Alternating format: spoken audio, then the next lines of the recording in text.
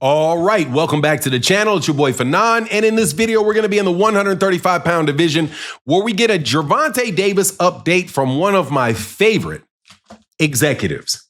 Former president of Showtime Sports, Stephen Espinoza, gives out some very interesting information about Gervonta Davis, but also about the inner workings of the sport of boxing.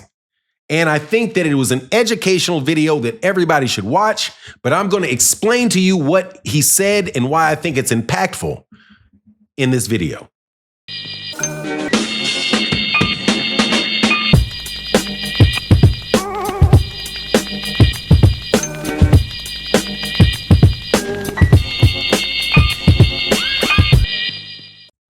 All right, welcome back to the channel. It's your boy Fanon, and in this video, I am going to do a video for Kamal Oz, who sent me an interview. Shout out to Kamal Oz. He's one of my favorite content. I would call him a content contributor, as he's always sending me breaking news and information, good information from the boxing world.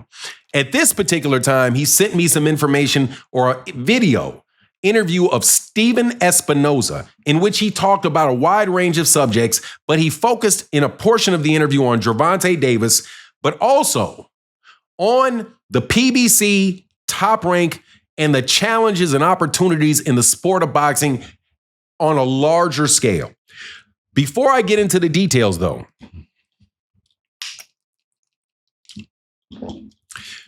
let me welcome you back to the channel.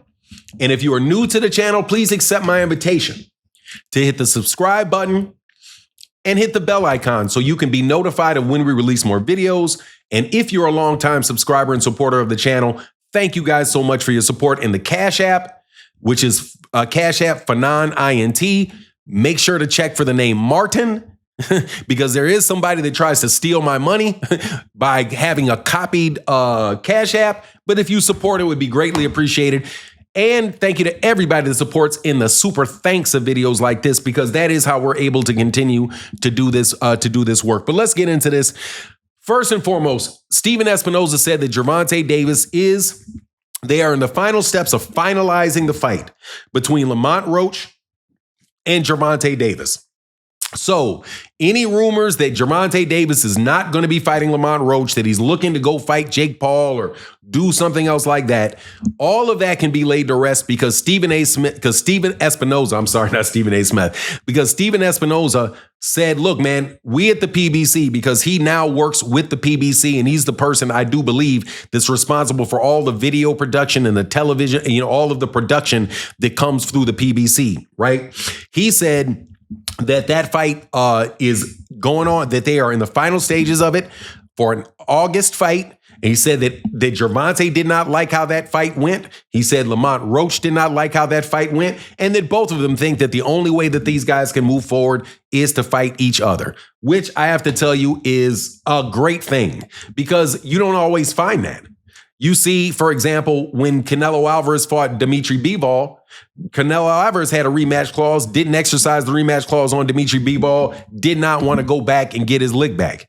So even somebody like Canelo Alvarez did not want to rematch certain people, right? And the ones that are bad style matchups for him or something like that. So you have somebody like Roach that stylistically is a hard match for Gervonta, and they knew it was a hard match going in. So compliment to Gervonta Davis and Roach for pushing through with this rematch, when Roach could have probably called somebody that knew Turkey and try to get rich and hook up with some get rich quick scheme and run off over there, right? But he didn't do it. He's coming back. Appreciated the opportunity he got from the PBC and is going back to let that fight happen. Man, I love it. I love it. Now, the piece of information that I found really, really interesting in this interview from Stephen Espinoza, because I'm a business guy, and oftentimes in videos I talk about the business side of boxing, not because because I think that that's the primarily most important thing in the sport. It's very, very important. I just do it because I understand it. And so oftentimes when you have YouTube people that have never been in business before, have never really negotiated contracts, have never really done those things, it's very hit and miss for them if they really understand what's going on. So when Steven Espinoza put a number out there, I was like, okay, this is a major, major transition in the sport of boxing. What he said was that as what's going on now, that it's a crucial time in boxing because HBO left the sport in 2018, said Showtime left the sport in 2025. And as a result, there's $250 million a year in licensing fees for the sport of boxing that went away. $250 million a year in between Showtime and HBO disappeared. Well, that can explain why Turki Al-Sheikh feels that he can throw around $250, $300, $400 million or whatever a year because he doesn't believe anybody has the money and the ability to compete against them. So what Steven Espinoza said was like, look, we're going to have to do different things. We're going to have to work with people. The American promoters are going to have to work together so that they can defend themselves against Turki Al-Sheikh and Saudi Arabia because it's clear that they have no shortage of money. So you found the U.S. boxing in the whole $250 million in licensing fees, but then you have Turki Al-Sheikh and Lynn Bravatnik that came in trying to replace that money, but they try to replace that money in a way that would break down American boxing. So it's a significant challenge. It's a significant challenge. And the only way that they are going to be able to overcome that challenge that is being presented by Turki Al-Sheikh, and this is my analysis after having a firm number given that $250 million in licensing fees disappeared. Well, what do you have to do? You have to make sure that you're running a profitable business. That's what you have to do. Because if you're running a profitable business, you will eventually find somebody that is willing to invest those licensing fees because they know that people are watching your event and the content that you're producing is enjoyable to people.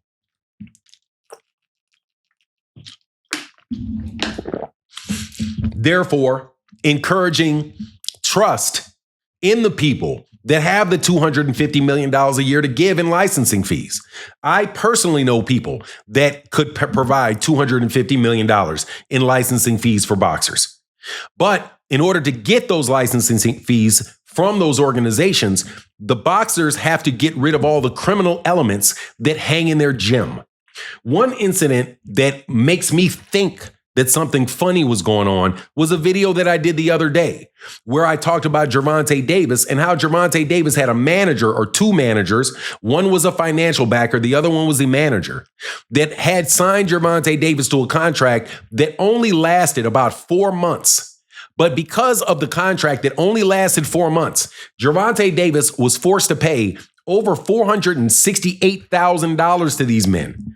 Why would he after a judgment of I do believe the judgment was $35,000 that Gervonta owed him. But somehow these men were able to convince Gervonta Davis to give them over $468,000. And then when they went back to court to get more, the court said no, because you refused to settle this deal. And you're continuing to look for more sources of income from Gervonta Davis so you can welsh off more sources of income for Gervonta. Boxers, big investors do not want that type of silly stuff happening at the street level because they know that it's not predictable that you can put out the content that they need, that they're willing to pay for. So the number $250 million is very big. It's a not very big number because $250 million really is not that much money when you think of in the terms of, the grand scheme of things, right? $250 million a year in licensing fees. You just have to make sure you're giving enough product where those people can get that back. And they can get that back through the impressions. They can get back in favorable opinions of their network.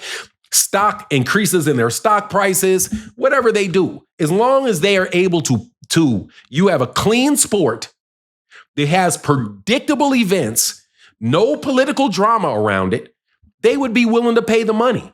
But you can't do that while you have these petty criminals and these petty crooks running around sticking their hands in everybody's pocket. Anyway, That's my take on the matter. Please let me know what you think in the comment section. And with that, I'm out. Deuces.